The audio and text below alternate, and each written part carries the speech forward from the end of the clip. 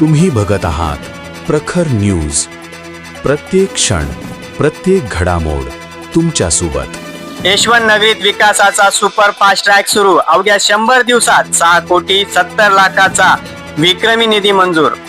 सटाण्यातील यशवंत नगरीतून मोठी आणि सकारात्मक बातमी समोर येते आहे. निवडणुकीनंतर अवघ्या 100 दिवसात तब्बल 6,70,00,000चा निधी मंजूर करण्यात यश आलंय आणि त्यामुळे शहराच्या विकासाला आता सुपर फास्ट गती मिळणार आहे. हा निधी नाशिक जिल्हा नियोजन समिती मार्फत मंजूर झाला असून नगराध्यक्षा हर्षदा राहुल बाबा पाटील यांनी अल्पावधीतच आपली कार्यक्षमता सिद्ध केली आहे. या निधीतून शहरातील अत्यंत महत्त्वाच्या आणि संवेदनशील कामांना प्राधान्य देण्यात येणार आहे. नवीन वसाहतीतील वैकुंठधामासाठी 2 कोटी, जुन्या गावातील अमरधामासाठी 80 लाख, अमरधाम समोरील रस्त्यांसाठी 30 लाख, संपूर्ण शहरातील वीज व्यवस्था सुदृढ करण्यासाठी 1,60,00,000 तसेच आमदार दिलीप बोरसे यांच्या माध्यमातून रस्त्यांसाठी 2 कोटीचा निधी मंजूर करण्यात आलाय.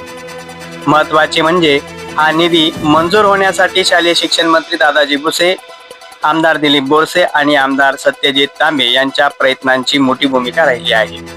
अवघ्या 100 दिवसात इतका मोठा निधी खेचून आणण्याची ही कामगिरी आता संपूर्ण नाशिक जिल्ह्यात चर्चेचा विषय ठरली आहे.